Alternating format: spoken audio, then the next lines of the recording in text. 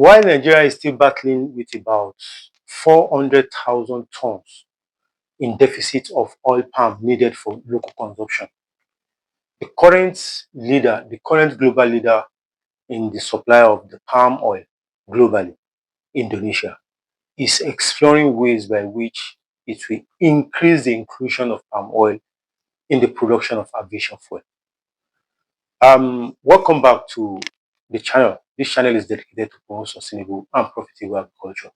This is Nigeria #1 oil palm farming YouTube channel.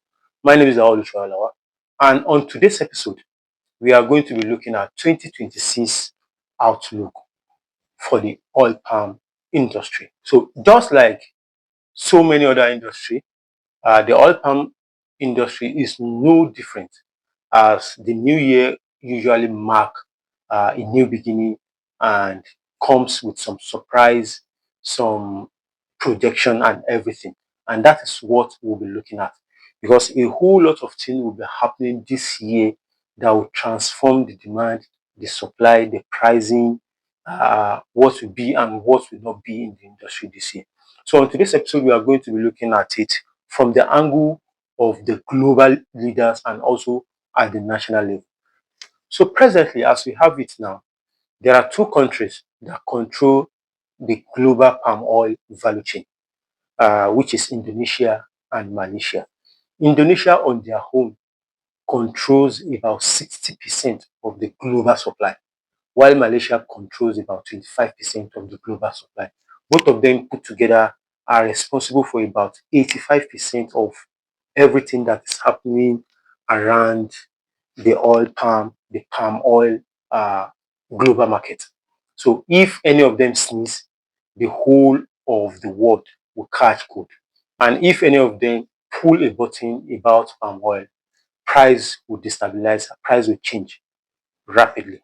So from this perspective, if you are looking at it from the side of Indonesia, this year, 2026, will mark the full implementation of their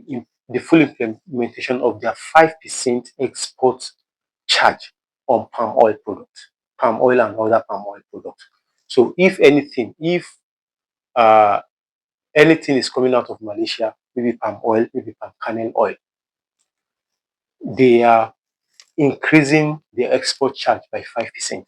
So definitely what this means is that there is going to be a slight increase in price, for any palm oil product that is coming from Indonesia.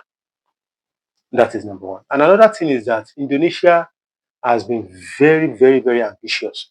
You know, in the last one couple of years, they've test run the production of aviation fuel with palm oil, which is about, at the time they were doing their trial, which is about, the aviation fuel was produced with palm oil, which is about 20% palm oil.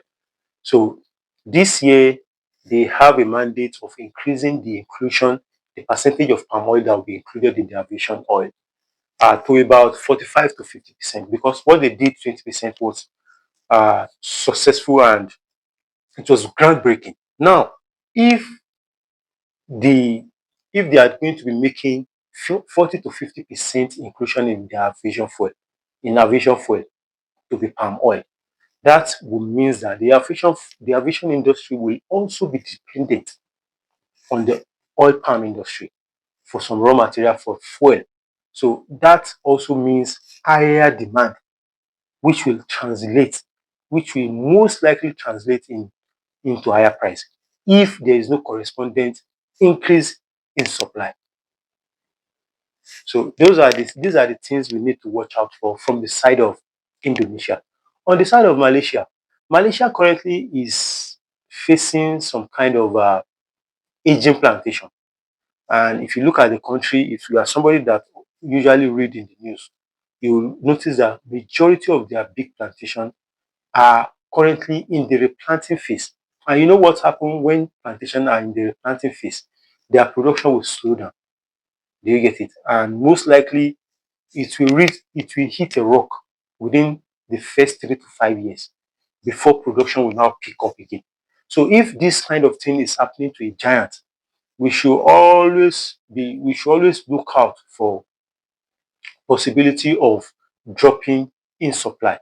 And if demand remains the same and the supply is dropping, that can actually lead into some kind of positive or higher price price change. I mean, so those are what is happening about from Indonesia and Malaysia, who are the giants of this industry.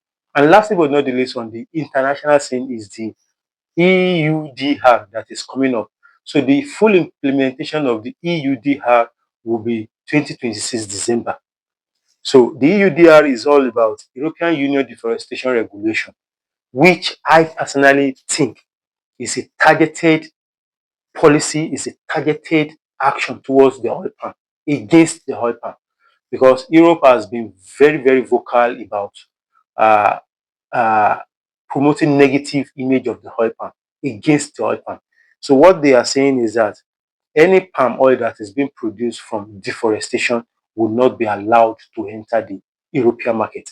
So this kind of thing will have some kind of impact, particularly on local farmers that doesn't have the certification for export. So it's going to create some kind of mismatch. But if this take effect, possibly we are looking at full implementation by December. Those farmers that will be affected are people that doesn't have certification. This can also result into kind of a higher domestic availability of palm oil, because when people are not able to export their palm oil as they used to be, then they don't have any other way to face than to bring it back to the local market.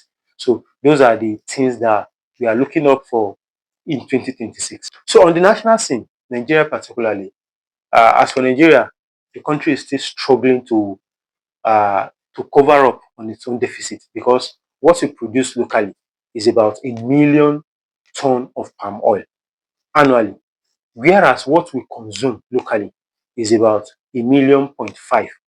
So we have a deficit of about over 400,000 tons annually. So what we do basically in Nigeria is that deficit is being catered for from export. So Nigeria is still an exporting country in palm oil. Take it or leave it, either from neighboring country, either from Malaysia or Indonesia. And I can tell you that about 80% of our industrial palm oil, the palm oil that is being used by all these Dangote, all these people that produce creamer, all these people that produce ice cream, all these multinationals, about 90% of them are from Indonesia, from Malaysia. So that is that the on the national scene. And also, uh, there are there are companies like Presco, Dufil, that have made some investment in some like 3 4 years ago, and this is the time for them to be seeing the results. So Presco bought some plantation, they planted some plantation in their expansion plan 2 4 years ago. So this year is also we are also hopeful that those investments will also be yielding, and they will be able to bring those products to augment our local demand. So these are the things that are possibly likely to shape 2026 in the oil palm farming industry. But on a general note for me, I think the prices may be a little bit stable because of the stabilization of um, dollar in Nigeria by the CBN. If the naira is not that volatile, then people will be able to import machinery for processing, and also importing of palm oil will not be so much expensive, and so many other things like that. But on a general note, doing business in the oil palm industry, the palm oil value chain will still fetch people a whole lot of money this year by the special grace of God. So, and that is my own view. With this, I've come to the end of today's episode, and I hope you've gotten value one way or the other from today's episode. If you actually got value from today's episode, kindly give it a like, share with your friend, and drop a comment in the comment section. My book How to build generational wealth through a family in Nigeria is still available on seller, is available on soft copy. You can reach out to me on the number showing on your screen to have a copy. And you can also reach out for your oil palm farming and processing business plan. And so many other ebooks I've written. The description is in the comment section. And thank you for your time and see you on the next one. Shishi.